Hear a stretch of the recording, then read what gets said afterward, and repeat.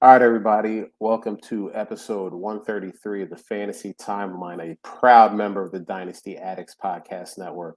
I'm Josh at Real Fantasy TL. I am with the co-host with the most, Drew at DR_PRA. Drew, how are you doing, man? I'm good. I'm excited to be here and get to talk some more football together. Dude, it's crazy, man. It's crazy. We're inching towards training camp. We're making the slow crawl to training camp. But I will say a couple of things happened this week that I think we can talk about news wise.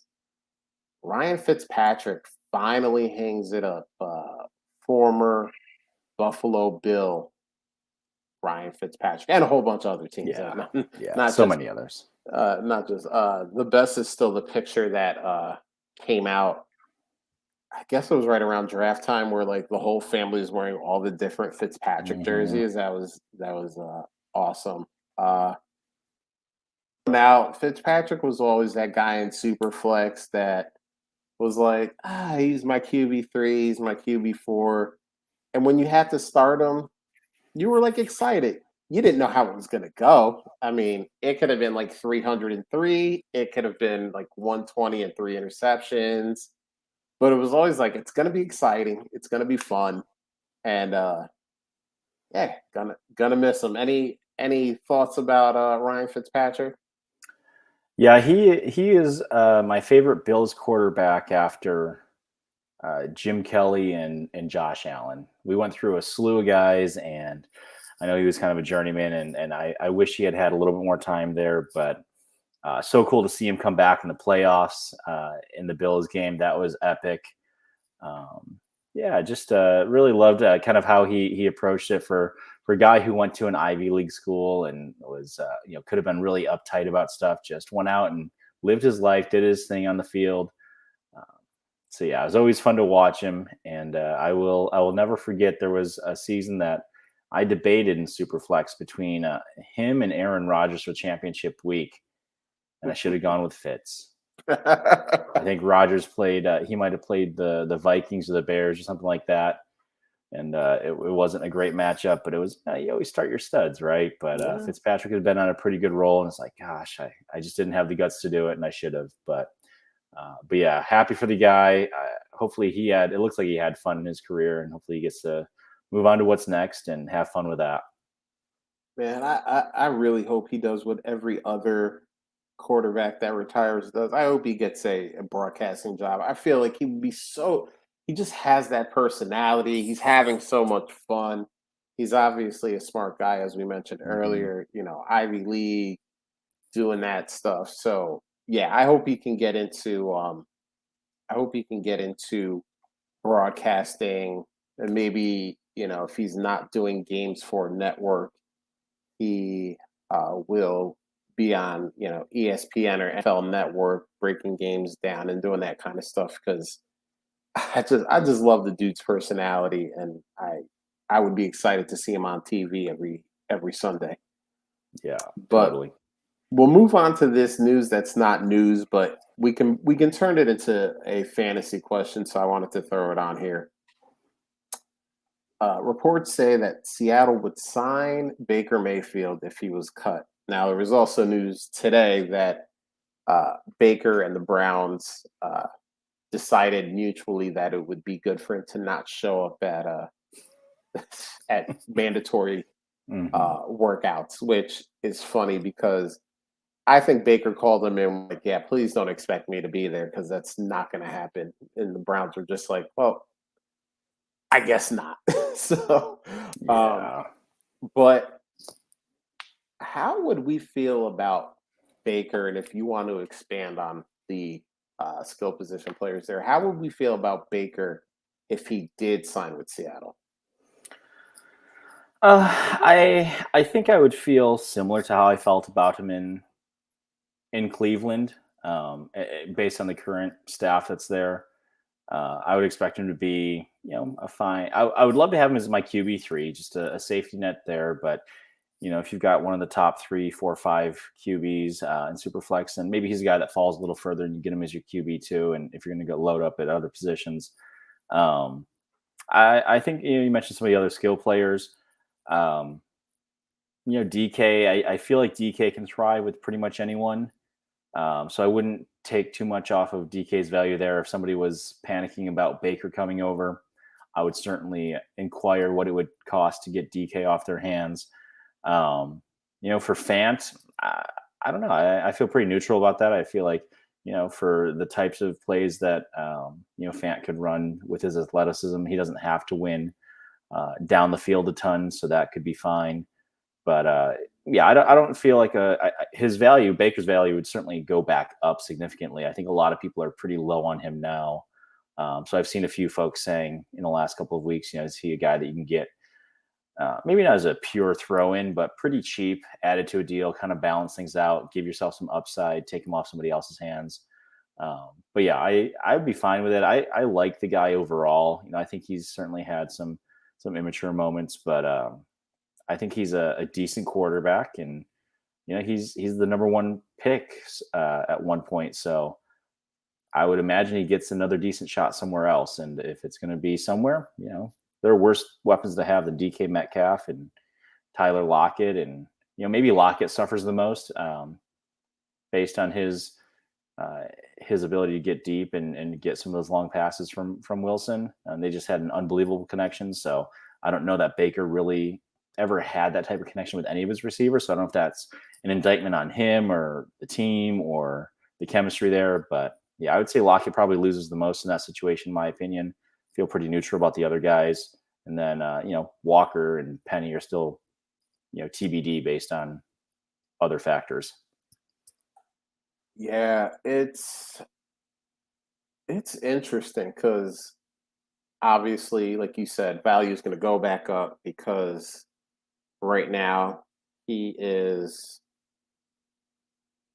technically the backup in Cleveland, but let's face it, he's not playing. I mean, I've heard some people say, oh, if Deshaun Watson gets suspended for the season, they still have Baker Mayfield. Baker Mayfield's not playing for that team. And honestly, he doesn't have to because the Browns have to make a decision on whether they want to pay him or they want to cut him. And at this point, I think they're still under a delusion that they can get something good while not having to any of his contract. And the league, I think, has told them multiple times that's not going to happen. We'll give you something that's probably not great if you pay the majority of that contract or more. So, but I think I would like him in Seattle if he's healed. And I think last year we dumped a lot on the guy, but the guy was playing with one arm, and unfortunately, the one arm was not his throwing arm. So we kind of, crap on him. And obviously, he never utilized OBJ well, but they never had a game plan to utilize OBJ well either. I mean, it's weird that multiple coaching staffs were in there, and except for random games, he never looked like he was in a position to do what he did best. So I don't know if Pete Carroll is that guy either now that I'm talking about it a little bit more. Mr. Run, and run some more. But yeah, I think it would be interesting. But it's funny because I've tried to make some Baker Mayfield trades, and people are still like, I thought, hey, let me offer, below market value because let's face it, right now he's a man without a team. And people are hanging on. I guess people are assuming what I am is at some point the Browns will give up, whether they give up their lofty demands for a trade or they just give up and cut Baker Mayfield and he'll be somewhere else.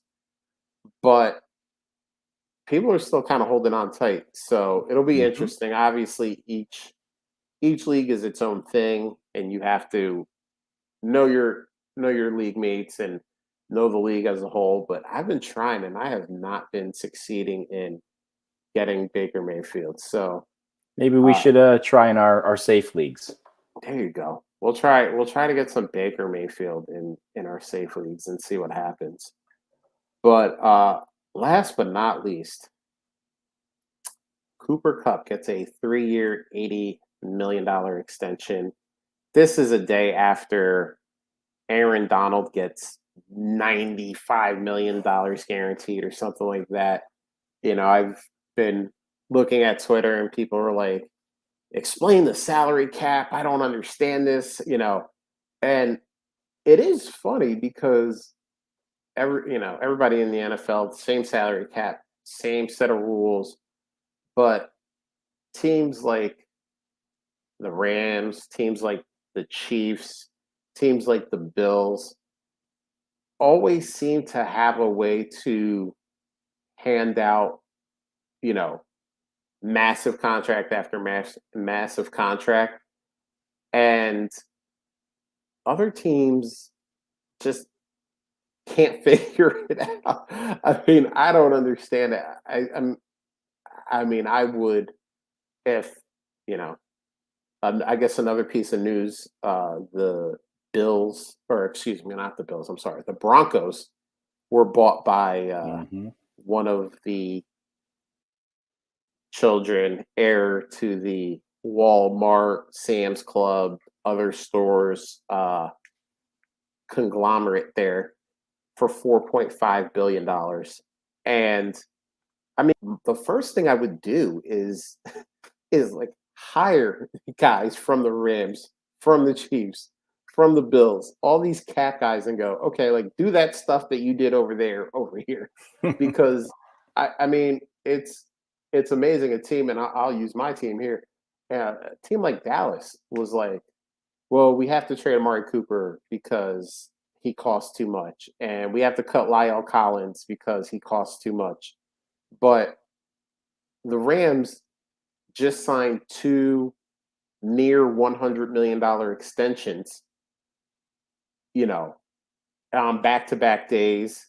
The Bills signed Von Miller to a $120 million contract while having a $150 million, $200 million quarterback and a near $100 million wide receiver. Like, it's just amazing how some teams have figured this out. And a lot of it is drafting. I mean, you're talking to 3 teams that have drafted well, not just in the first and second round, which, let's face it, the Rams hardly ever have first and second round picks, but they're drafting well throughout. They're drafting well, at the end of day 2, at the middle of day 3, the end of day 3. So it's crazy, and obviously the bill comes due at some point, but someone made it there that they just keep backloading these contracts and hoping that the salary cap keeps going up and up to kind of absorb it. But here we go from recovering Ridley Truther. Yeah, is that wise giving a 29-year-old wide receiver that much money? On one hand, he just did history with the Triple Crown. On the other hand, he's old, LOL. There are other wide receiver 2 is 28 with A-Rob. Win now, LOL. And that's the thing. I mean, we play fantasy, we play dynasty, and old is not good. But I mean, let's face it, a 3-year extension. I don't know when his contract was supposed to end, but he plays until he's 33, 34. And then, and there's probably an out after like the second year or the first year of the extension.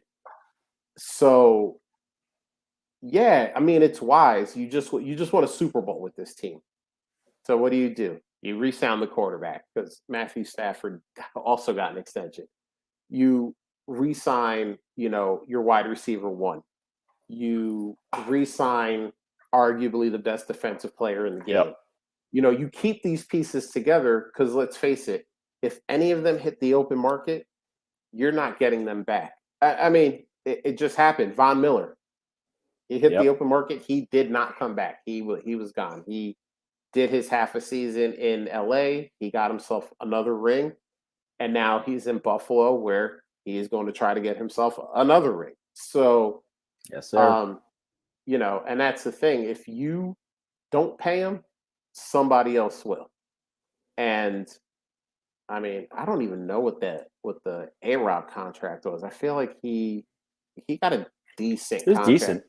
Not nothing crazy, but I feel like he got a decent contract too. But you know, if you look at their draft history, third, fourth, fifth, sixth round, like all those guys are playing and are doing well for what they're supposed to do.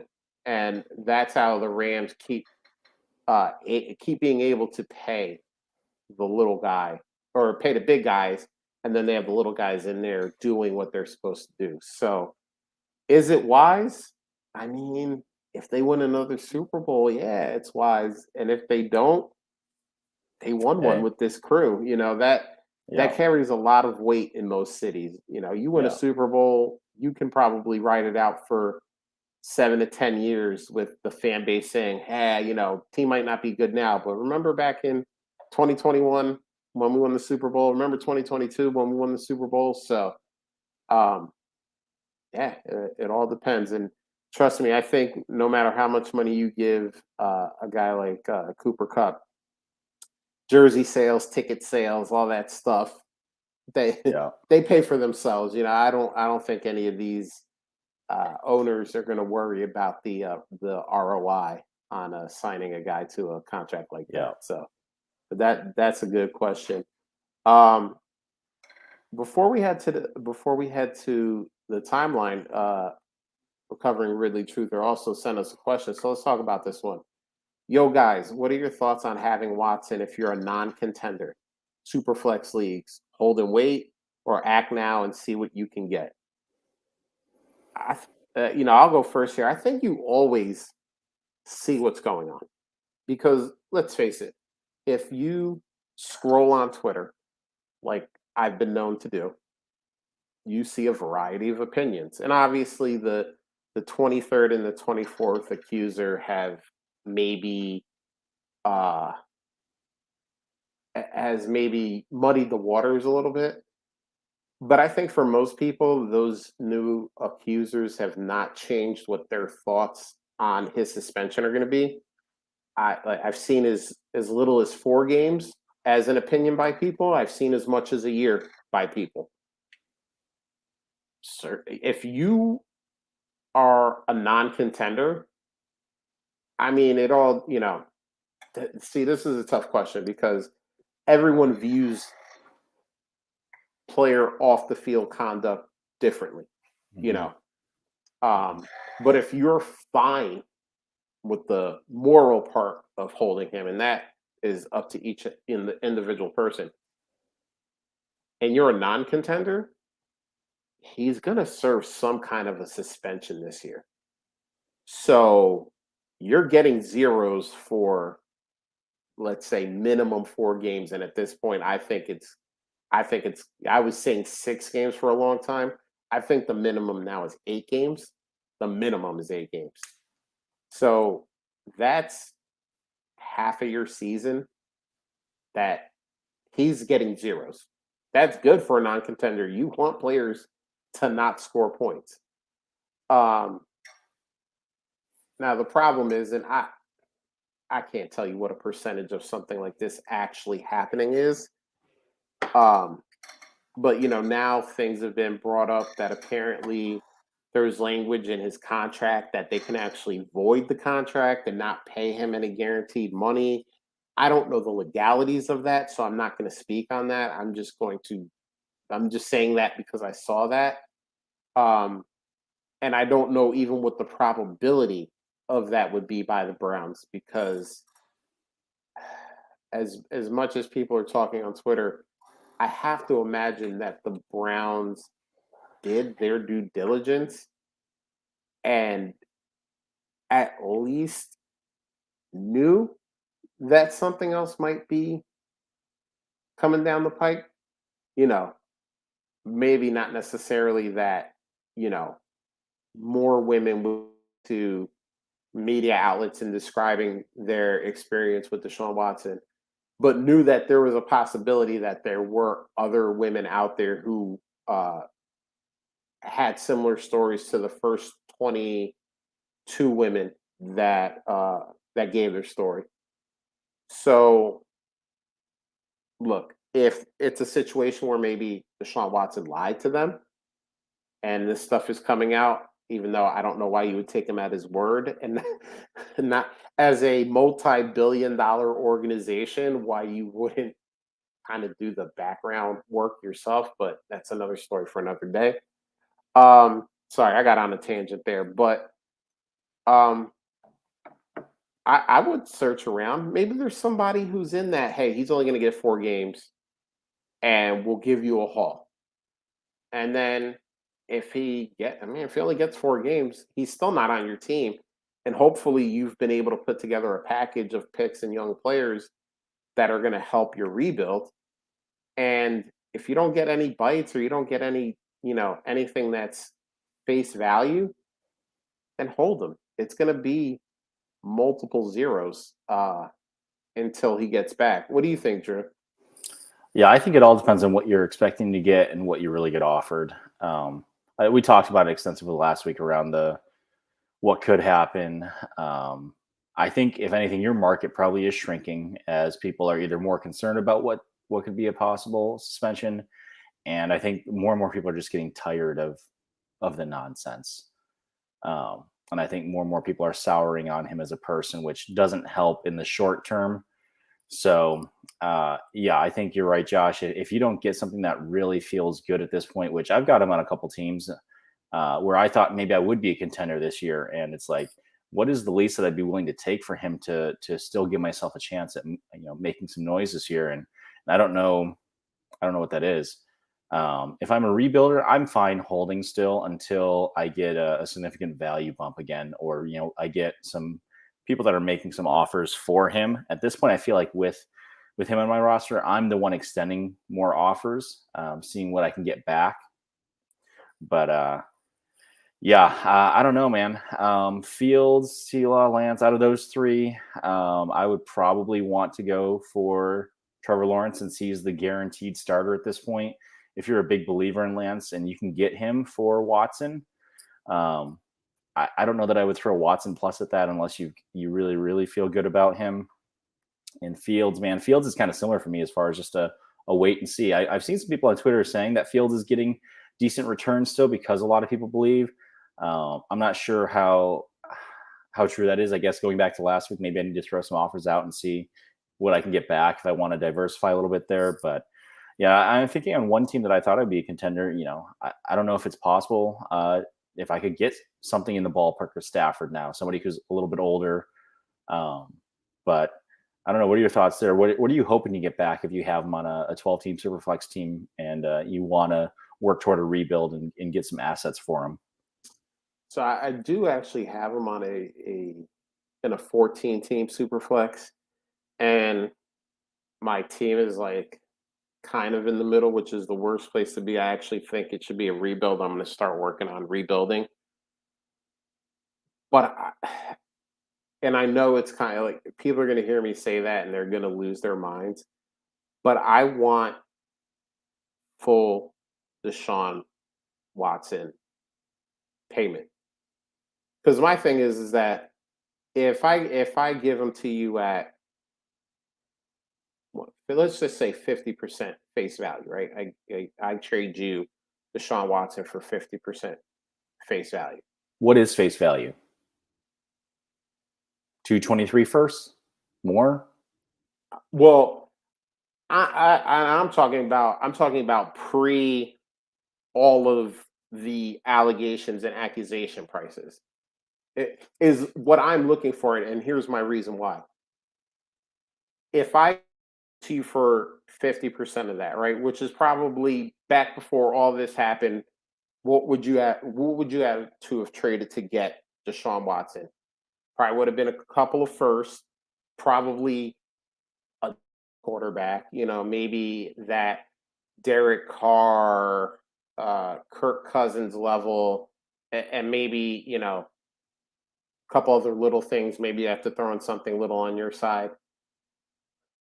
I want that because if I give them to you for 50%, say I give them to you for a first and trying to think of a lower end quarterback here. And Davis Mills. So I trade you to Deshaun Watson. You give me 2023 first and Davis Mills. Okay. Here are the options. He serves like half a season suspension.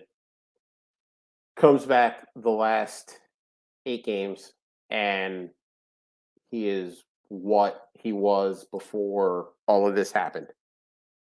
Now you have a stud top 5 quarterback and I have 123 first, which is probably low because Deshaun Watson smashed for your team, and Davis Mills, who may not be the starter for Houston next year.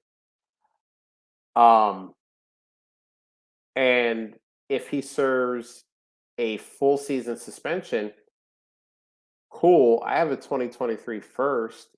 Maybe it handicapped your team. Maybe it didn't. And Davis Mills, who still might not be the starter next year. But in 2023, you have Deshaun Watson, who it's going to be 2 years out, 2 years of not playing. I shouldn't say 2 years out, 2 years of not playing. And I still think he's pretty young and is going to be still really good. Why don't I just keep him then at that point? I'll take all the zeros. I'm rebuilding. And that'll just help me get a higher 2023 first round pick. Hopefully I have that pick.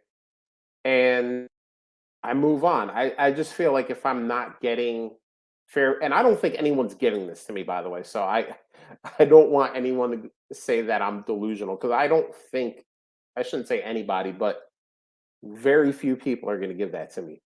But I almost feel like you're losing if you're just selling at a discount. Now, again, if it's because you don't want him on your team because of all of the allegations and everything, totally different. Sell him for whatever you can get, because at the end of the day, you're going to be happier that he's not on your team. And that's what we play this game for, right? We play this for enjoyment. We play this to build a team our way. And if your way is, I don't keep these kind of players on my team, get rid of them. Obviously, try to get the most you can, but worry about I need to get 75% of his face value. Like, get your best offer, move him off, you'll be happier. But for me, just from a value perspective, I think trading him for what he's probably going to go for right now, because I think people, like you said, Drew, are going towards, okay, now we have 2 new allegations. When is this going to end? When is this going to stop? What is this suspension going to be? And I think this is kind of the worst market to trade him in, right? I mean, if you were going to trade him, the best time to have traded him was probably as soon as he got traded to Cleveland. There was, all the hope. Okay, new team. They paid him $230 guaranteed millions of dollars. And it kind of looked like, okay, the suspension is going to come, but it may not be terrible because it's been a long time. There were no criminal charges. Yes, this is going through the civil process right now, but there were no criminal charges. But now we have these, new allegations coming out, and now we're kind of back on like, all right, like, this may never end, And then I think it was the New York Times article that said he had hired 66 different women over a 17-month span. And yeah, this literally may never end. So this is not the greatest market to trade him in. But again, if you are doing it for other reasons, not value, not building your team, you just need to get them off, get the best offer you can get, and shoot them out of there.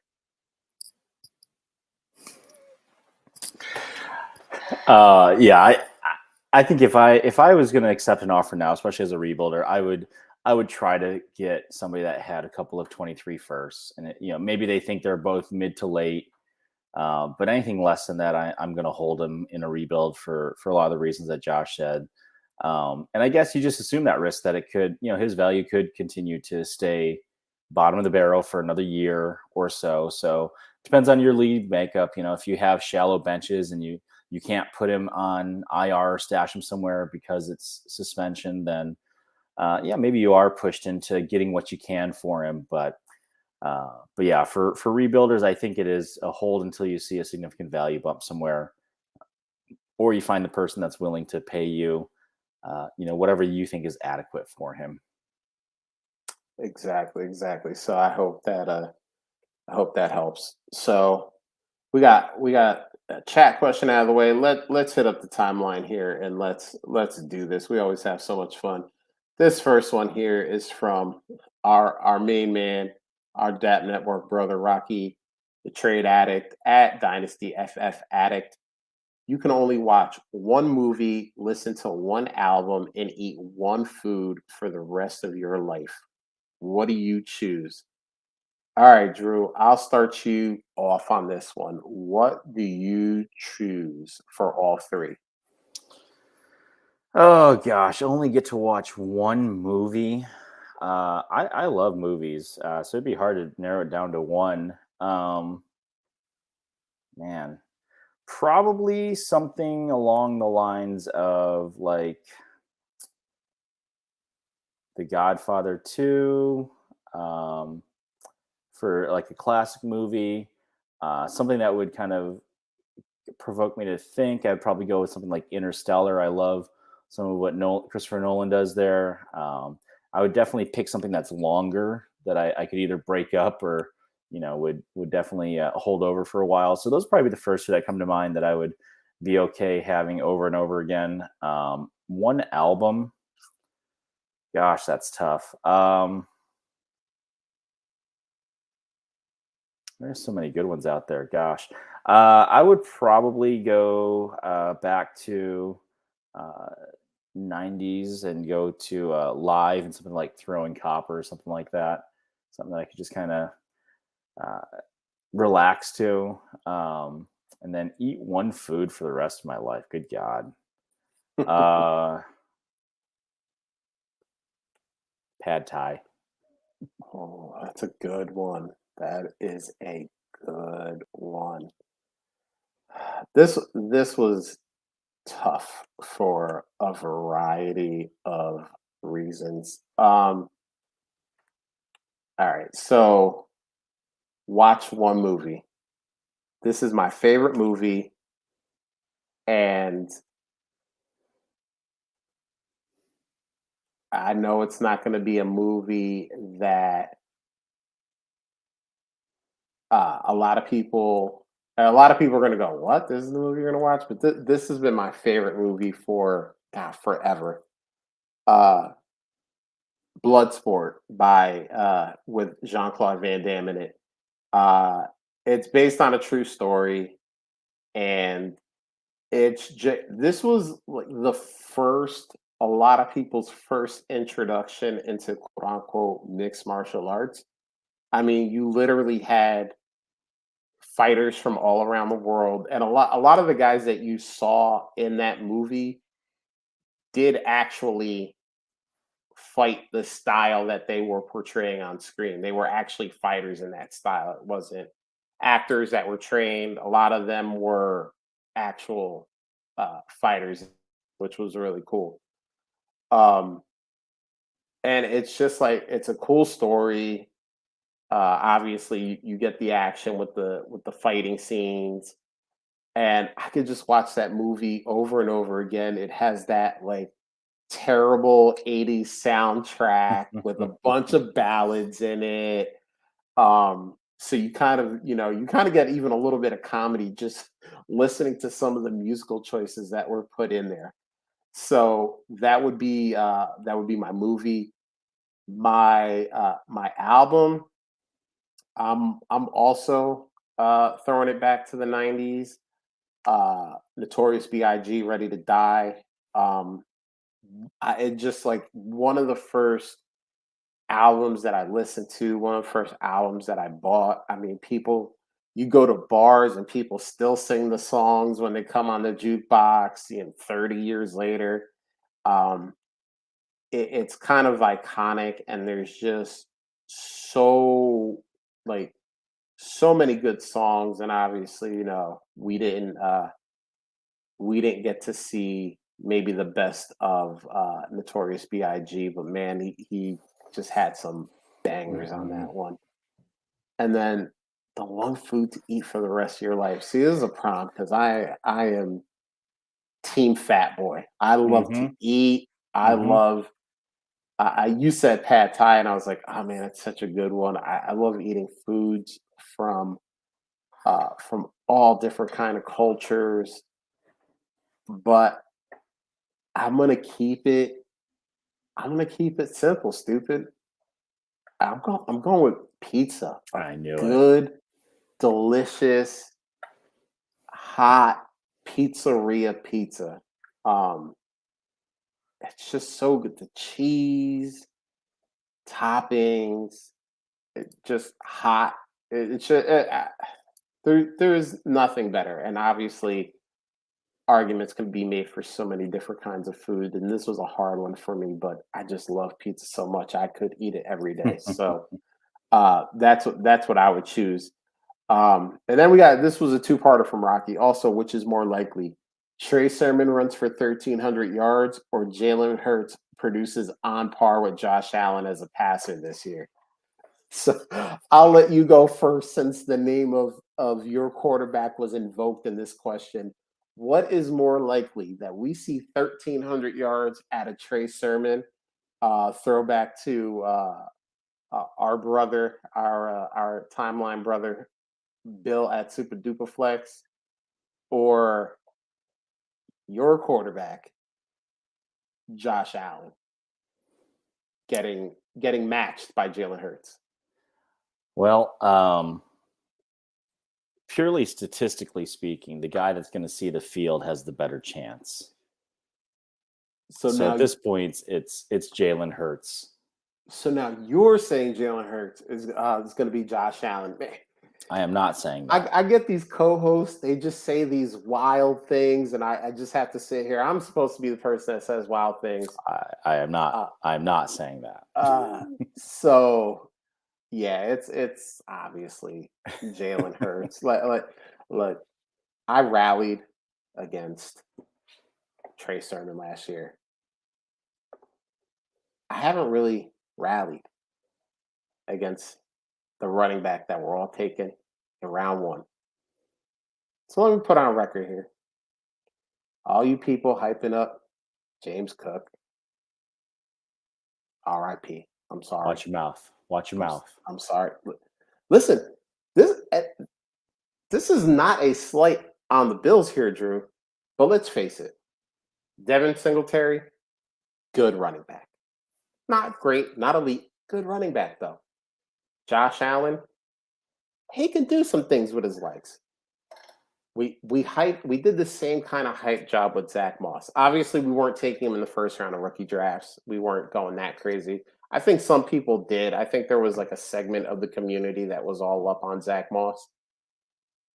But let's face it, there's not enough room in that kitchen for James Cook. We tried this. We tried to make this a thing. We tried to make it a thing with Zach Moss. Heck, they tried to make it a thing with Matt Breida for a little bit. Mhm. Yeah, you have a damn good offense. And that offense is damn good because Devin Singletary runs it from 20 to 20, and Josh Allen runs it right into the end zone. So I'm sorry. And look, people are going to come at me because guess what? James Cook is popular. He's that dude. He's not that dude, though. I mean, and we see the Bills do this every year, by the way. And I love that the Bills do this. I feel like this is what almost every team should do. They take a running back every year, second, third round. Devin Singletary, Zach Moss, James Cook. They keep taking them because they understand that Don't do what Dallas did and pay $1 billion to a running back. It makes no sense. We can get these guys every year, second, third, fourth round. And we'll just keep, and, we'll find a guy like Devin Singletary. It takes him a couple years, but he's starting to kind of find his groove. All right, Zach Moss didn't work out. Cool. We'll replace a Cook type guy on the depth chart. Obviously, I know they don't play the same way. Don't come at me with that either. But, that's like they do it the right way. And again, this is why they can offer $100, $200 million contracts to all these players, because they draft well. Like, okay, Devin Singletary, he'll be good enough. Okay, Zach Moss, didn't work out. Okay, James Cook, you just come in and you're a cog in the machine. And, the machine is turned by, your Von Millers and your Josh Allens and your Stephon Diggs, and everyone else is just working to keep those, those wheels turning. So, it's definitely Jalen Hurts. But yes, that's the most likely, but produces on par with Josh Allen. Oh man. I just recently booked an Airbnb with Rocky for the fantasy football convention in Canton in August. And so what you guys should do is you should wear a Jalen Hurts jersey. He should wear a Josh Allen jersey, and you guys could just go out on the town, twinsies. Because obviously, you and Rocky are about as identical as Jalen Hurts and Josh Allen are. So that's what you guys should do. That would be a great thing to do for the expo. But there you go, Rocky. I hope we gave you some laughs on that one. Next one, though, this was also a question that came in, and this is a little bit more serious, so we got to put our serious hat on now. Escaping reality at Noob Engineer _. What is your buy line and sell line for DJ Moore, Terry McLaurin, and Devonta Smith? I have these guys on a team, and I'm really considering moving them, but I'm figuring out what will make it worth the move as a contender. Just curious. Thanks. Well, Noob Engineer. Thank you for sending us the question, because this was a lot of fun. I got to actually do a tiny bit of research on this. Not a lot, a tiny bit though. So I went to DLF and looked up some trades. So Drew, let's go over some trades and see if we could pick one out that we would actually like, and maybe craft our own along the way. So first one, DJ Moore for Chase Claypool and the 112. DJ Moore. Yeah, for sure. DJ Moore and a 2023 third for Elijah Moore and a 2023 first. Elijah Moore. And the first. I'm going DJ Moore here. I'm going DJ Moore here. So we'll get back to that one, because that's a good one. We disagree. I like that. DJ Moore and Jacoby Myers for the 103.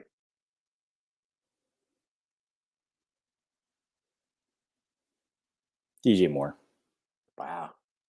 Was the hesitation to build suspense, or were you really kind of torn on that? I was a little torn. I'm thinking about, you have the cluster of receivers that are all question marks at this point.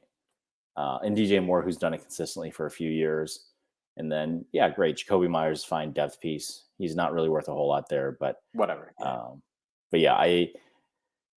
I think I would prefer, especially if we're in Noob Engineer's seat here as a contender, I'll take the guy that's done it for a few years, even if he's not, especially if he's my wide receiver 2 or 3 or something. Like if you have this wide receiver room, and even if these are your top 3 guys, I'd feel good about that versus mixing in, pick your favorite wide receiver from this class with McLaurin and Devonta afterwards. So before we go to the players around them in ADP, let's go back to the one that we disagreed on. DJ Moore in the 2023 third for Elijah Moore and the 2023 first. Is this just a question of the 2023 first being on the other side? That's a huge part of it. I think I like Elijah Moore a lot. Mhm. I don't think I could say that I would feel better about having him start this year than I would DJ Moore, but I think by next year, I think whatever your 23 first is, you could probably get DJ Moore back for that. All right. So here's my thing, and obviously, I did not look into the leagues where these trades went down, so who knows? But I'm assuming that someone who is trading Elijah Moore in the first is contender-ish, and giving them DJ Moore makes them more of a contender, which means that that pick is getting lower. It's not probably going to be higher than it is right now. So I'm thinking, would I want DJ Moore and a 2023 third, or would I want Elijah Moore and the 109, the 110 in 2023? And as much as we say we love them, and there's going to be 75 players that come out that are just going to be, Hall of Famers. I don't know if I want to, for a guy like DJ Moore, I don't know if I want to go that low. Even in 2023, where we love everybody. There hasn't been a bad player yet, by the way, that's going to come out in 2023. Not one. No question marks on any of these guys. They're all just ready to become all pro players the second they step onto the field. So that is where my hesitation is with that trade. But hey, noob engineer, here you go. This is a trade maybe you try making, because guess what? Drew and I are split on this, which means it's probably going to be, if we put this in a poll, it's going to be, a 50-50, a 55-45 type deal where you're going to have that split. I feel like the other two trades were so easily the DJ Moore side that that's not even worth talking about, really. So try to package DJ Moore and your third for a young guy from last year that maybe didn't pop off, a young receiver that didn't pop off, an Elijah Moore. Maybe even like and I know he's getting hyped up, so this might be a bad example, but like a Rashad Bateman and a first. You know what I'm saying? Like, try to get that second year, third year receiver that has had flashes but hasn't quite put it together. Pair him with a first so that you're getting younger and you're getting a pick. And I think that's a route. I think that's a smart route to go. Yeah, Now, I also go think, ahead. if Elijah Moore just needs to be within a couple of points per game to feel pretty good about stepping down from DJ Moore this year, if you really feel like you're a contender. And then when you hit week 8 or week 10 and you need to make a push for, maybe you have an injury at running back or something like that, that 23 first is going to get you something as well to help make that push. So it's not just about what you can get next year. It gives you some better options for this year too, to kind of hedge if you get injuries, you get some issues that come up. So yeah, I'm really, as you're talking through that, Josh, I'm really curious what a random 23 first versus DJ Moore what kind of poll that would draw. You know what? I think there might be something we have to put up on there We after the may. show, and see what people think. But here's some players that are going around DJ Moore. So I did non-wide receivers, because as we always like to say, we usually like to make those cross positional deals. We don't usually like to trade one wide receiver for another. Nick Chubb, Dalvin Cook, Cam Akers, and J.K. Dobbins. Out of those four guys, kind of straight up, and I know ADP is not the way you trade, but it's an indicator on how people feel about players. DJ Moore, Nick Chubb. DJ Moore. DJ Moore, Dalvin Cook. DJ Moore. DJ Moore, Cam Akers. DJ Moore. DJ Moore, J.K. Dobbins. Give me Dobbins and see if I can squeeze a little value on top. So Dobbins is the one that I go back and forth on. I'm like, do I want more? I'm with you on Dalvin Cook and Cam Akers. Give me DJ Moore all day. It's not even close. And I know someone's gonna roast me for saying it's not even close, but um, I think I like Nick Chubb more than DJ Moore, and it may just be my Nick Chubb bias showing through. But he's so damn good. He And is. who knows who the quarterback is going to be of this team Who this year? knows? They might run the ball 800 times this year because it's Jacoby Brissett out there for 17 games, and God bless him if it's that. But let's move on to the next one here. Terry McLaurin. So again, some trades. You let me know what you think. Terry McLaurin and Jerry Jeudy or AJ Brown. I'll take the duo. So will I. Terry McLaurin for a 2023 first. We're back here again. Oof. If I'm a contender, then I have to have the player. Yeah, I want the pick. I don't care if I'm a contender. I think I can turn that 2023 first into something better than McLaurin right now.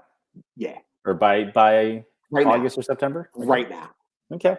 I'll give the trade 2 weeks to wear off, so someone doesn't go, "Hey, you just got this for Terry McLaurin. I'm not giving you something better." Than... I'll wait for that to wash off a little bit, Okay. and then I'll attack. Terry McLaurin, Cam Akers, and the 107 for Zeke, Allen Robinson, and Travis Kelce. Ooh. Assuming it's tight end premium of any kind, I would go the Kelce side. Give me the old guys. I go old guys either way, even without the because let's face it, we Travis Kelce is the wide receiver one in Kansas City this year with a bullet. So we know he's going to put up wide receiver like numbers, whether there's a premium or not. So yeah, I go team old guys too. We split on the TMC versus the 2023 first, but again, I feel like that's just if we put that up to a poll. I think the first probably wins that poll. Yeah, but I don't think it's a blowout. I mean, I think it might at best be like 60-40. People love Terry McLaurin. I mean, I like Terry McLaurin too, don't get me wrong. I'm just wondering what this season is going to be for the Commanders. Carson Wentz is still Carson Wentz. Apparently, everyone and their mother that's in camp loves Jahan Dotson. So this is not your father's Commanders team where it's just Terry McLaurin by himself, trying to fight off newly converted tight end Antonio Gandy Golden and Amari Rogers and those kind of guys. So that it should be interesting for TMC. But here are some players around him, and you let me know if you want Terry McLaurin or this player. We're going to bring him up again. Terry McLaurin or Travis Kelce? Travis Kelce. Yeah, without a doubt. Terry McLaurin or Kenneth Walker?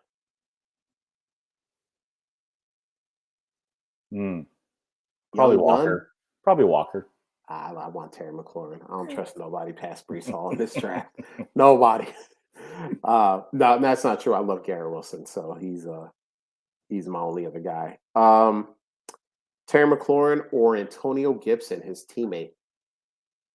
McLaurin. Yeah, so do I. I feel like the community likes Antonio Gibson way more than the Commanders do. Terry McLaurin or David Montgomery? Ooh. Probably Montgomery. Yeah, same. So we're pretty much very similar on Terry McLaurin. All right, so the last one, Devonta Smith. All right, Philadelphia Eagle. Now I guess wide receiver 2. Okay. Devonta Smith or Sun God Amon-Ra St. Brown? Devonta Smith. Yeah, I can't believe that was a trade that was actually done. And that was done like 2 days ago. It shocked the hell out of me. And you try that on a couple teams. For real. Don't try it in the OG league because you ain't getting Devonta Smith from us. I'll tell you that right now. Keep that trade right in the pocket. Darrell Henderson and Devonta Smith for Carson Wentz, Trey Sermon, Terrace Marshall, and George Pickens. Is it serious? I mean, give me Devonta. some people think four quarters equal a dollar. What do you want me? Okay. What do you want me to tell you? Okay. Not Okay. trades I'm making. I mean, I would make that trade if it comes to Devonta Smith. Yeah, it's Henderson and Smith for me. Even in Superflex, you can Hmm. keep Carson Wentz. Um, so we're pretty much in lockstep with that. So since I feel like we gave uh Noob Engineer at least a couple of trades that he could think about with the other two, and these two were obviously just slanted towards Smith. I almost think if you're a contender, don't make this trade unless you find that like Eagles fan in your league or something like that, because it seems like people are getting Smith for like bargain basement prices. Maybe AJ Brown has really scared people off, which Okay. if and we can reference this back to Rocky's question. If we really believe Jalen Hurts is going to make the next step and he's going to become not only a elite running quarterback, but at least an above average thrower of the ball, why should we be worried about AJ Brown? AJ Brown's going to get his. Devonta Smith should get his too. I mean, maybe Dallas Goedert Dallas doesn't Goedert. get his, but Eh. I mean, I know he had the one season where he was like tight end 10 or something like that. But when has Dallas Goedert really got his? I mean, he's never had a complete season where you're like, oh, he's one of the best 5 tight ends in football. So maybe he takes the dip. But if we believe, and by the way, I don't believe that, but if a lot of people do believe that the next step is going to be taken in his throwing, why would we be worried about Devonta Smith at all? I mean, one thing wouldn't equal the other unless you're going to say he takes the step up and it all goes to AJ Brown, which makes no sense to me, but I guess that's an opinion you could have, right? Am I crazy here or No, I think it's accurate. My question when I'm looking at this is, again, depending on league settings and how many you have to start and all that nonsense, what's your depth look like? Which two would you prefer to trade away, and what single upgrade do you think you can get for them? so are you asking as if I were going to put two of these guys in a Yeah, if you took package? McLaurin and Devonta Smith and sent them to somebody else, maybe somebody who is rebuilding or somebody who is maybe they only have one really good wide receiver or two really good wide receivers and they want some more depth. Who are you targeting if you package, the two that you would rather give away here? That's a really good question. That's where my mind went for at first is, I like DJ Moore probably the best. I like Devonta the second, Terry McLaurin the third. So probably I'm looking at Devonta and McLaurin. It's McLaurin +1 for me. And depending on who is on the table on the other side, I probably could go either way, who I throw in with McLaurin. But if I took Devonta Smith and Terry McLaurin, do you hope to get a Stephon Diggs back? Is that enough? Is that not enough? I mean, I think that should be enough, but if I'm a contender and I'm pretty much set up at all of my positions, I want to reference back to the one of the Terry McLaurin trades where it was like McLaurin Acres and the 107 for Zeke, A Rob, and Kelsey. I want a package of players. I kind of want to spread this depth out because let's face it, we know players are going to get hurt, even on your contenders, on your all-star teams. Give me that depth. So yeah, give me the running back that, people hate, like the Zeke, like the Saquon Barkley, like maybe even the Christian McCaffrey. And I know they kind of all are on differing levels of hate, Mhm. but get me a guy like that. A Rob. I think if you're selling both of those guys, you can upgrade an A Rob. Here's a guy who, and I've been looking at ADPs, especially people tracking ADPs on Twitter. Um, Deontay Johnson, dude is falling because for some reason, I don't know. We think that Kenny Pickett and Mitch Trubisky won't be able to get him the ball, even though he's the best pass catcher on the team. Like that's a strange thing that we're doing, but we are doing this. So maybe I can get a Deontay. I still stay semi young ish, but I get a guy that I think will be top 12 again this year, no matter who the quarterback is. Um, and then yeah, like get me like a Kelsey. Like get me those, like get me three guys like that. Get me, you know, Saquon, Deontay, and Travis Kelsey. Older guys. Two of those guys are older guys. So obviously you're contending. You're not worried about age. You're not trying to get young. You're not trying to stay young. You're trying to get guys, and let's face it, Zeke has been a running back one every season since 2016. Odds are he's going to do it again. We may not like the way he does it. It may be ugly, but it's probably going to happen because it pretty much has always happened for Zeke. A Deontay, who I think can be again a wide receiver one, and Travis Kelsey. What's his floor? Tight end 3. That's his floor. So yeah, I would want a package like that where I can spread out depth, and then that way, on bye weeks, I'm not having to start. I'm trying to think of a lower. I don't have to start the starting running back for Atlanta. I don't have to do that on bye weeks because I have no depth. Like I can go in and I can still field a formidable team. Yeah, I think if you took McLaurin and Devonta, could you get like a Josh Jacobs or a David Montgomery and Deontay together, do you think? Or is that too much to ask for? All three guys or just one of the running backs and No, one of the running pick one of those two running backs and Deontay. So a 2 for 2. Yeah, because first of all, everyone is scared of Josh Jacobs because we don't know where he's going to be next year. Vegas didn't pick up his 5th-year option. So we're all like, holy crap, like he could go like somewhere bad. And we're like kind of forgetting that except for last year, Vegas has been a pretty bad team. And David Montgomery, who's just criminally disrespected all the time. Yeah, I think that's an easy, like, I think the guy on the other side hits accept and then puts it in the league chat to laugh at you. And you're like, yeah, I'm cool. You just gave me a top 12 running back probably and 12 receiver. Thanks. I love that trade too. So that's a good one. On the way out, before we move to the next one, some players around Devonta Smith. Okay. Leonard Fournette. So Devonta Smith or Leonard Fournette. Fat Lenny, as they're calling him. The opposite ends of the BMI spectrum. I'll take Devonta. Yeah, I probably do too. Okay, again, Josh Jacobs for Devonta Smith, straight up. That's a tough one. If I'm diversifying, I could certainly see the Josh Jacobs side, but I think long-term value, I still want Devonta Smith. Yeah, Smith for me too. And Elijah Mitchell for Devonta Smith. I want the security of Devonta Smith, who should be a part of that offense long-term. Me too. I was a big fan of Elijah Mitchell during rookie drafts last year just because of where Trey Sermon was going. And I thought, honestly, they could be the same guy.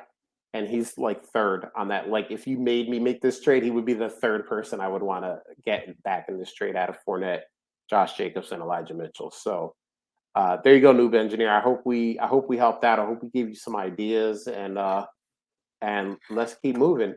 This next one here is from Kyle Krajewski.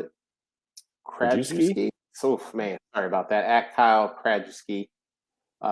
Sure, I'm prepared to be hurt by Kenny Galladay again in 2022, but as the wide receiver 57, I'm willing to give it a shot. So, are you, Drew, willing to give it a shot with Kenny Galladay, New York Giants #1 wide receiver 57? I don't know if you have it handy, but I'd love to know who's going around him in ADP because I think I'd probably want most other people around him. But you know what? Why don't I give my side of the story while you look that up? Okay. Yeah, why not? Like, what are you paying for Kenny Galladay? Let me use myself as an example since I paid for Kenny Galladay. In a 14-team league, I paid the 213, the 27th best rookie in this draft that we all pretty much collectively say we don't like. That's what I got Kenny Galladay for, the 213. Guess what? If Kenny Galladay just doesn't have it anymore, I lost the 213. Guess what? That was probably hope and a prayer anyway. So why not put the hope and a prayer on a guy that we've actually seen perform in the NFL, as opposed to a guy that is probably not going to be very good. You got that ADP for us? I do. You got some interesting names here, Josh. All right, let's play the game. You start naming names, and I'll tell you Kenny Galladay or X player. Kenny Galladay or Michael Gallup. Oh, you went right for the kill shot in the first one. Probably Michael Gallup. He does go a few spots earlier, so you might have to pay up a little bit to move up to get him. Okay. Kenny Galladay or James Conner? James Conner, just because I think I can get more for him in a trade. He apparently goes 2 spots after Kenny Galladay. Okay. Kenny Galladay, or we're going to go back to the Cowboys here. Tony Pollard. Again, Pollard, because I think I can get more for him. He goes about 5 spots after Kenny Galladay right now. Kenny Galladay, or let's have fun with this one. We'll go back to my Bills. Kenny Galladay or the good running back, decent running back, Devin Singletary.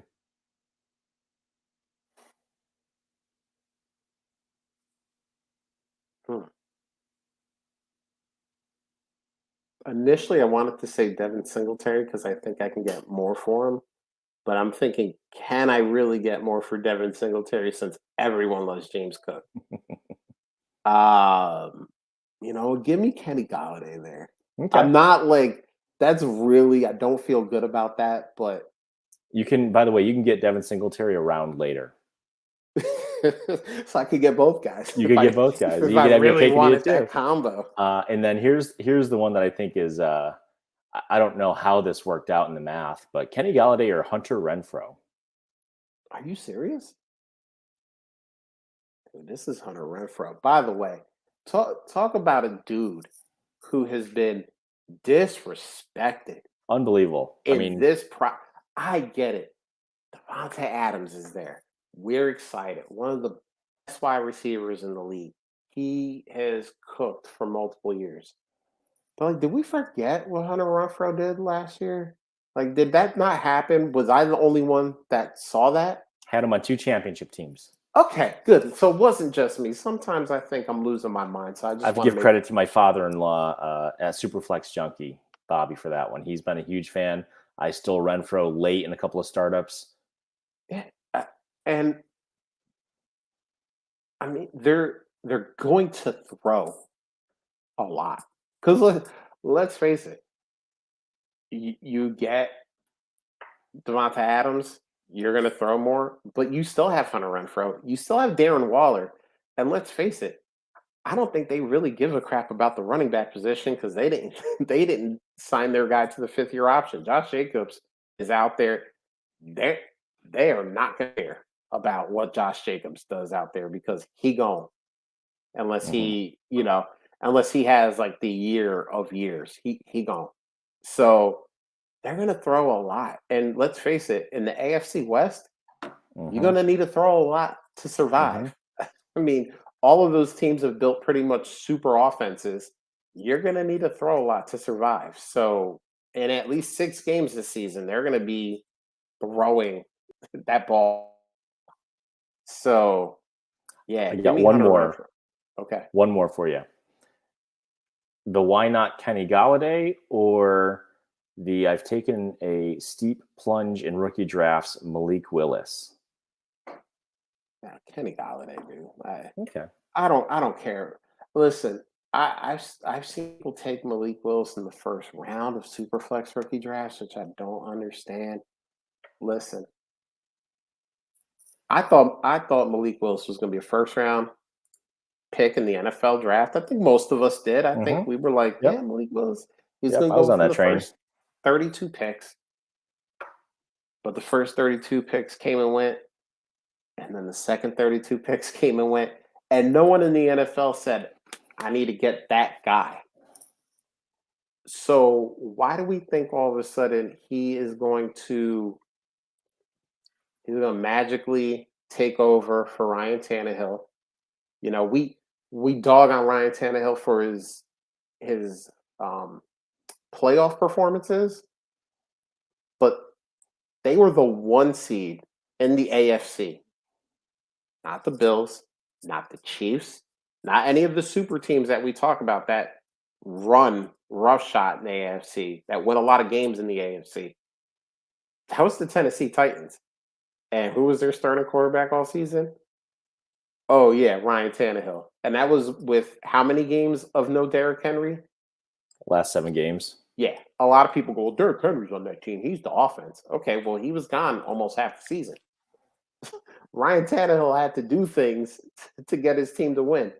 And we think a third-round rookie is just going to overtake him based on skill.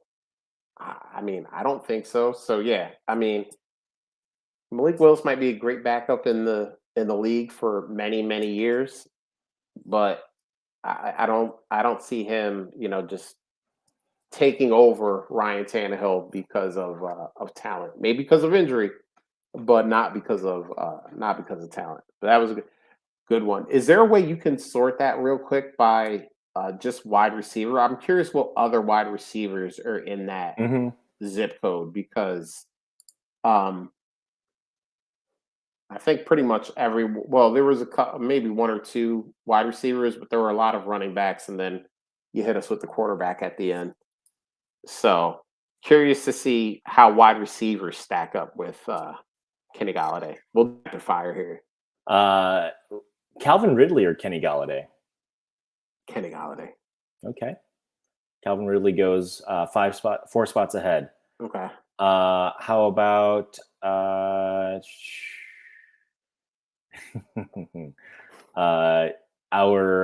friend of the show here, Wandale Robinson? Nah, stop it. It's Kenny. I love Wandale, but you stop. Let's see here. Jarvis Landry or Kenny Galladay? That's a push, but I'll go with the first option in New York, option in New Orleans. Okay, we'll see how that shakes out, I guess. Let's see. I already asked you. It's so funny. Galladay, Kadarius Toney, and Robinson are all within 6 spots of each other. And the best by far. How about Kenny Galladay or David Bell? Kenny Galladay. Yeah. Okay. You got some conviction here. Oh, yeah. That's most of them. It's crazy. There is a former Giant, Odell Beckham, that is going 1 spot before Kenny Galladay, according to ADP. I get that because if you've built your team to win, I would take OBJ, just have him hang out on the IR.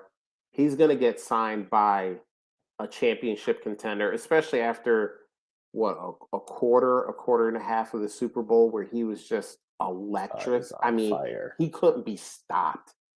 So a contender is going to sign him, and it might take him like 4 or 5 weeks to get back to form, but he's going to be ready for the playoffs, and he's going to be. He's going to. This one could hurt. This one could hurt. Okay. Kenny Galladay or Gabe Davis? Kenny Galladay.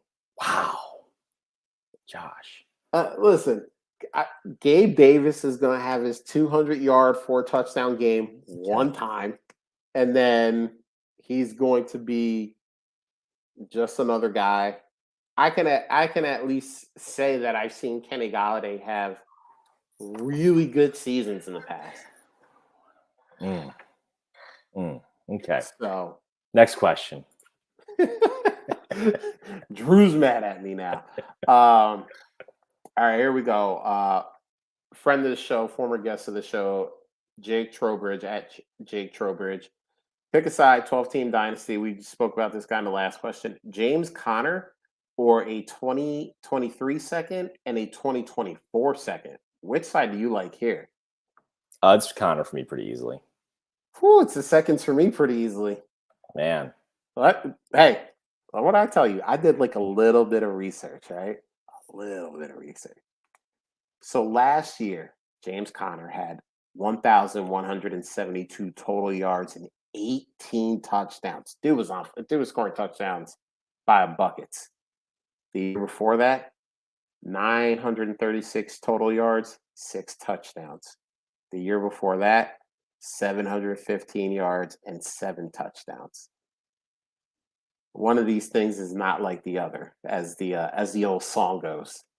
And we saw an amazing, just insane season from James Conner.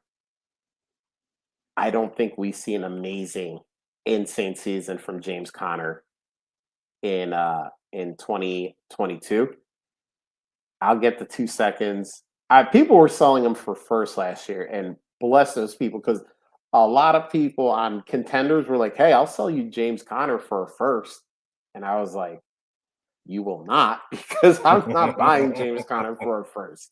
You are not putting that evil on me." So, and guess what? Great thing about it is we split. So did this poll. 50.6% for the seconds, 49.4% for James Conner. So guess what? We were split. So was the poll. Next one here from Mark at Hands MM 463. Just got Brandon Cooks at wide receiver 49 in a startup. Listen, I would stand up if the camera could see me, but you get a round of applause, man. Good for you. Why? True. Why do we just continue to disrespect Brandon Cooks? Why do we do it? Why do we do it? I couldn't tell you, but he's another guy. If I'm consolidating, if I can get Brandon Cooks, Josh Jacobs, and maybe like a Cole Kmet or a Pat Fryer move to something. You talk about diversifying, getting younger in certain places. Go. Yeah. Let's go. Yeah. Like, I don't know why we hate Brandon Cooks. I wish that I could find the source of the Brandon Cooks hate and just eliminate it. Just stomp it out. Because I don't get it. I really don't. Well done, Mark. Well done. Yeah, good for you.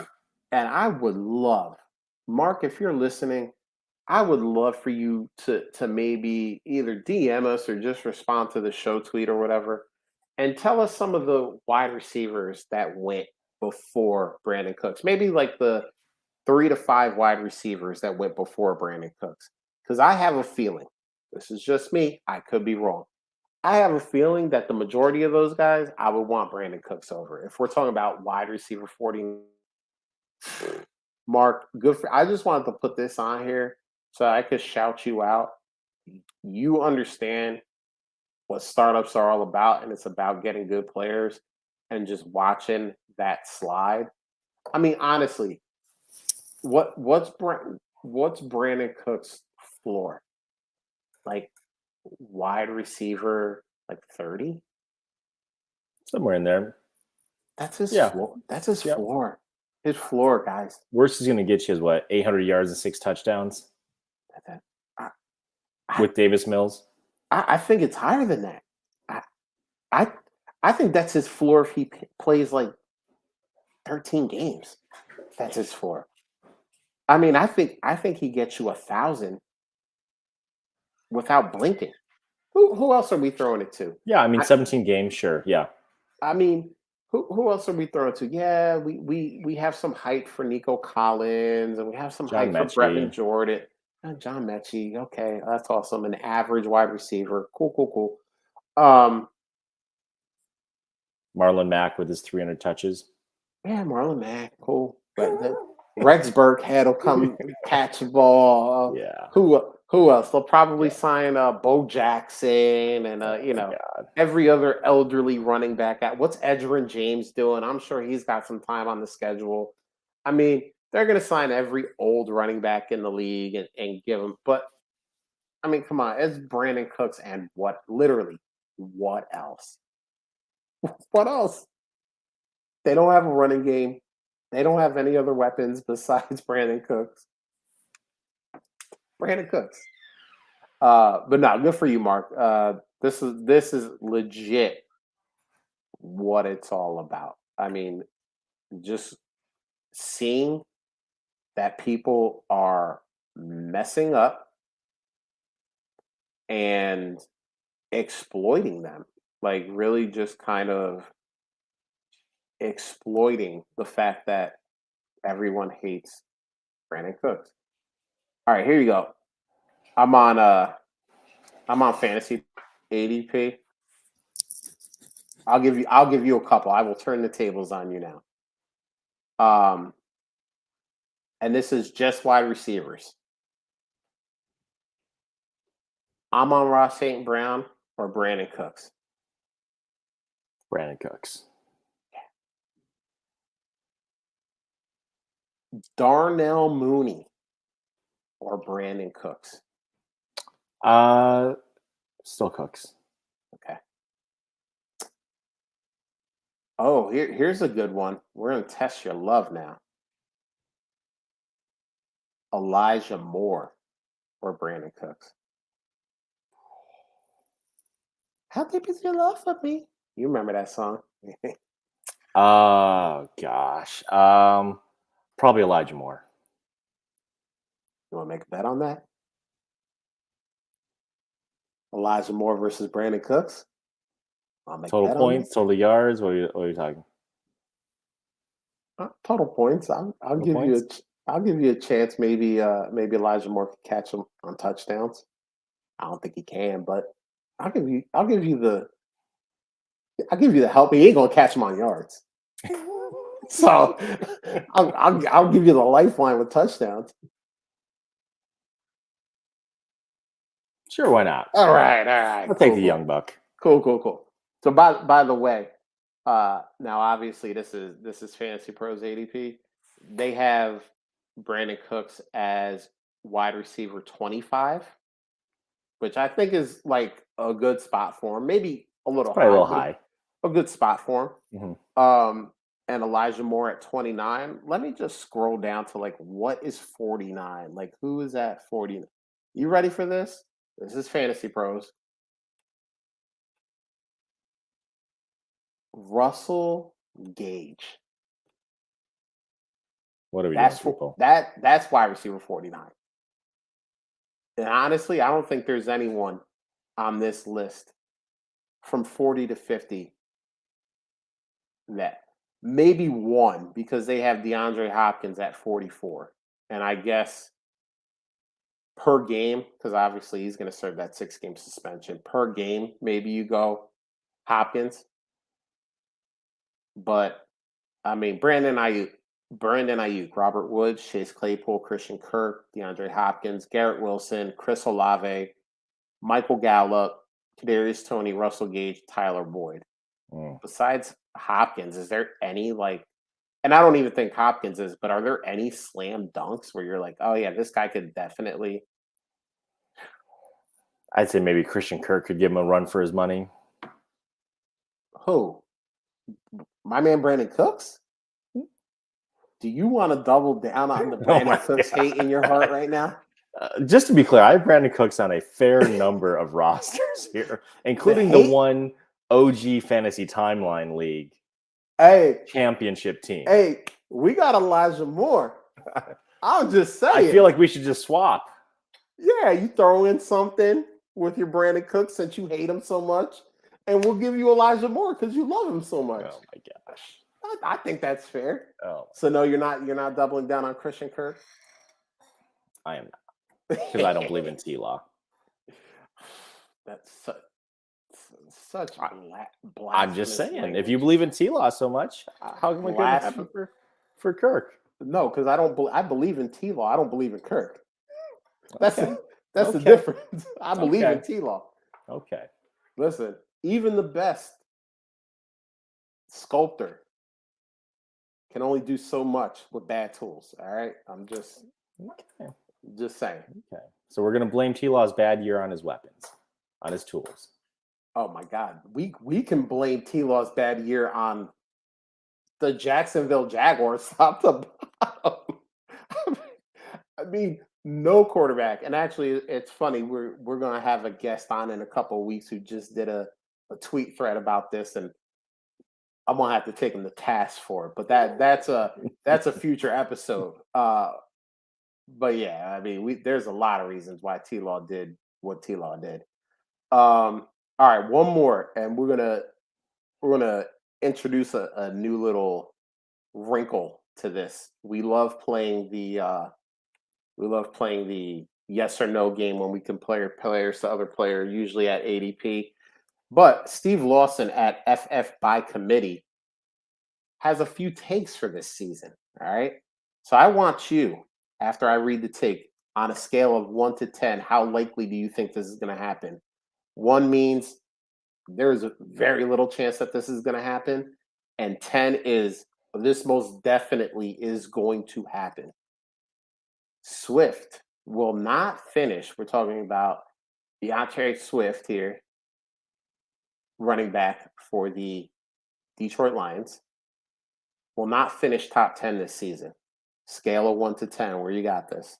Barring injury, 3. So you think this is not very likely to happen? I think it is more likely than To not that he will be a top 10. He will be a top 10 running back this year. You're very, very confident in his top 10 status. I feel very good about it.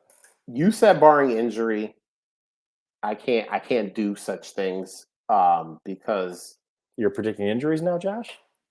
Well, I mean, when a guy gets injured every year, I'm the doctor here. I'm the doctor. I get that. And when a guy gets injured every year, I gotta put that into the equation. I gotta factor that. I got a formula here. I gotta put it in. I think it's a 5, and that is because of injury. Yeah, I think it's fit. If he's healthy, 14 games. I'm not even saying 17 because that's crazy. I don't think almost any running. If he plays 14 games, I'm with you. I think it's like a 2 or 3 that he's not in the top 10. His injury history says he's gonna miss more than those 3 games, and that's gonna take him outside the top 10. Deontay Johnson will be in the top 10. 6.5. The hate. Why do you hate Deontay Johnson? That's not hate. That is a 2. Those are 2 to 1 odds. You hate. That is. I threw the 0.5 in just for you. That's a 65%. If you brought that grade home to your parents, they would not be happy about the 65%. Because I'm Asian? 65% out of 100? It's passing. They would be mortified. They would be like, what did you do here? It's an 8 for me. I mean, why? Why do we hate? You hated Deontay Johnson last year when we made the Steelers bet. I showed my love to Deontay. He rewarded me. Actually, he rewarded my charity, but he rewarded me. And I am not going to cast dispersions on him now because there's so much talent at the wide receiver position, and it is so deep that the likelihood of him finishing actually in the top 10, I think is lower than some people put on it. Should he be valued as a top 10 receiver? Absolutely. Will he produce like it compared to the field against him? I don't know that it's that certain. So let's back this up. So how many of the rookie wide receivers do you think are going to be in the top 10 this year? How many of the rookies? Yeah. I think you might get 1. 1. So Deontay has to fight off 1 new guy because all the talent was there last year too, and he beat all those guys out. So at least the guys behind him in the top 10. So he's got to beat out 1 guy. I like those odds. I like Deontay in a fight against a rookie. So we'll see. You You hate Deontay. It's not hate. Rashad Bateman is a top 20 play. What does that mean? Top 20 receiver? That's a good question. I'm assuming he means top 20 receiver. Okay. What's your number on that? I've never been a big believer, so I'm at a 3. You're at a 3. I'm at a 6. I think that if everyone is healthy, and that includes Lamar Jackson, they're gonna he's going to be the number one receiving option. And I know they don't play the same game, but we've kind of seen what the number one receiver can do last year when they decide they want to throw the ball, not just have this be a mostly pass. I mean, Hollywood was pretty good. So they didn't have much choice with Dobbins out. Well, yeah, of course not. But, I think they are still – I think they want to become more of a passing team, not like a 70-30. I mean, they're always still going to be heavy in the run, but I think they want to diversify a little bit. So I give it like a 6. Like, I'm like a little bit more than halfway confident that he could be a top 20 wide. I think he's got a good chance of being top 25. I think he lands somewhere in that like 22, 23, 24. Right. So if it was top 25, I probably would have given this like a 7 or 8. Okay. So I think there's a pretty big gap there in getting into the top 20. Again, just knowing how deep that position is and how many guys could be interchangeable. Yeah, and and I think that's where the depth argument really comes in. I think from like 13 to like you said, like probably like 25, 26, you could probably name, in those 12 spots, you can probably name 20 guys that could finish in there because of the depth at the position. So, yeah, I like that. And I agree with you. If it was top 24, I think we would have been like, yeah, he's it's a 7 or an 8 that he gets there. But 20 is, I think, why we both tempered expectations. There is only one rookie running back to roster, and that is Breece Hall. Scale of 1 to 10. How do you feel about that statement? 8.9. 8.9, he says. I think there's always somebody that comes out of the woodwork, somebody that maybe just falls into opportunity and does their best with it. So I think that there is a high probability that he is the best by a decent margin, but I think somebody else could make a strong case and be a great value this year. I'm going to go a 7. I'm going to go a little bit lower than you. Still pretty high, but I think there's one other guy that you should roster.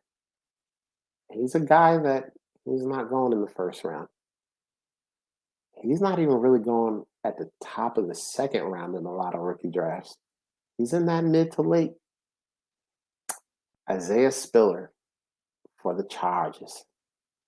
Listen, Austin Eckler is amazing. He can do a lot, but he's a smaller guy, and I think this team didn't have many options last year to help him out, so he kind of was the show. And I think that's why Isaiah Spiller was drafted to split that up a little bit, keep Austin Eckler fresh and doing what he does best, and having a guy who can kind of pound the rock a little bit. And I think that's Isaiah Spiller. So I like that.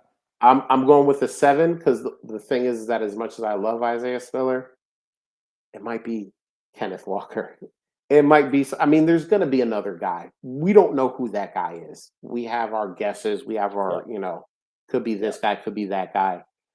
But this isn't like a lot of other years when we've been like, oh, the top 3 running backs. We want to have any of those 3 guys. They're going to be great. I think there is going to be another guy that at the end of the season, we're glad we drafted that guy or traded for that guy, but we don't know who that is yet. So I'm going to go with a 7 because, yeah, he's the only person I'm going to get excited about if I draft. It is Breece Hall. And maybe by the end of December, I'm excited about another guy. Chris Olavey will be the best rookie wide receiver. How are we defining best? Points? He's gonna have the most value at the end of the year. Yeah, I think points. I think, statistically the best. Okay. 5. 2. We did this thing with Chris Olave. We hyped him up, and Garrett Wilson was better on the same team. Jameson Williams is what a lot of people said if he never gotten hurt, he would have been the first receiver off the board. Yeah, I'm just the best. I mean, people like the prospects for David Bell and George Pickens still, who second round guys we're talking about now. So to be the best, plus a couple of draft podcasts that I listened to said that people inside the building and people outside of the building said that he might be a little soft. Now you take that for what it's worth, but I don't like when that word is used in conjunction with a football player.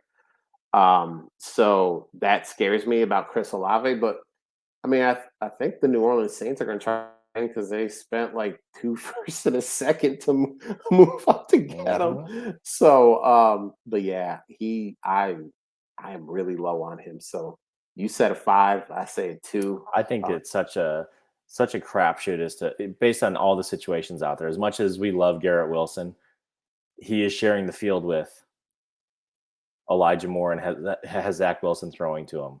I can't wait to get a 2023 first and Brandon Cooks for Elijah Moore. We are gonna have some fun with that deal. No. Elijah Moore had the first. Oh my god, I can't.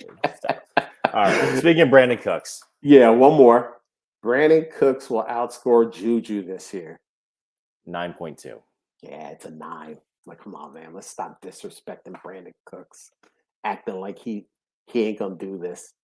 All right. So that's the end of the show. We had a lot of fun today. We got some laughs in. Thank you to everybody in the chat. It's always more fun when we got people in the chat throwing questions at us, making us think on our feet. We had a good one with how to build an actual NFL team money-wise. And Jura and I have decided that we could do it as long as we got all those brilliant cap people that can just hand out hundreds of millions of dollars to players and not go over the cap. We got questions about quarterbacks too. Good.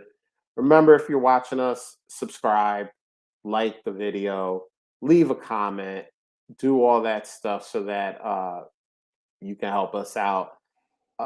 You're listening to us in podcast form. Thank you. 1 hour and 37 minutes. We went long, but we had a fun time doing it. You're listening to us this whole time. So remember, if you stumbled on us, hit us with a subscribe. Rate us, review us. That stuff also helps out with algorithms and all that kind of stuff. And at this point, man, we are out of here. Late.